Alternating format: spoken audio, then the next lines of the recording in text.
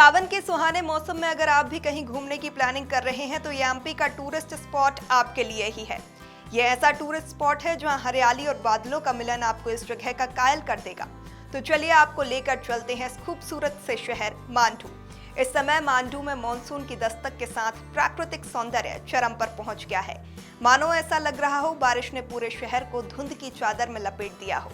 इसे महलों की नगरी भी कहा जाता है। पहले जानते हैं जहाज महल के बारे में। जहाज महल मांडू की खूबसूरती में चार चांद लगाता है। ये दो झीलों के बीच बना हुआ है। इसे दूर से देखने पर ऐसा लगता है जैसे कोई बड़ा जहाज पानी में खड़ा हो। दूसरा है रानी रूपमती का महल। यह महल ऊंचे पहाड़ पर स्थित है और यहाँ से 50 किलोमीटर दूर नर्मदा नदी का शानदार दृश्य दिखाई देता है। यहाँ पहुंचकर ऐसा लगता है जैसे आप बादलों के ऊपर खड़े हों। रानी रूपमती महल के पास ही है बाज बहादुर का महल। यह महल एक ऐतिहासिक और सांस्कृतिक स्थल है।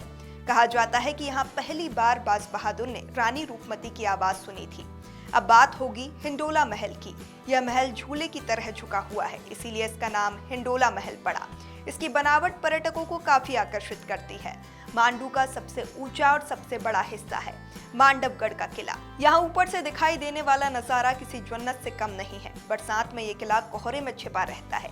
इसके अलावा यहाँ घूमने के लिए नीलकंठ महादेव मंदिर, रेवास तालाब, मांडू का इको पॉइंट, अशरफी महल और जल महल भी है।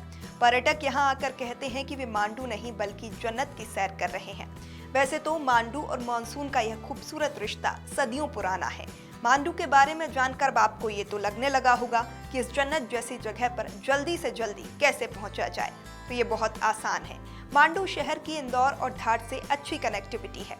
इंदौर से मांडू की दूरी 95 किलोमीटर है और यहाँ से सीधे आप बस पकड़कर मात्र 3 घंटे में मांडू पहुँच सकते हैं।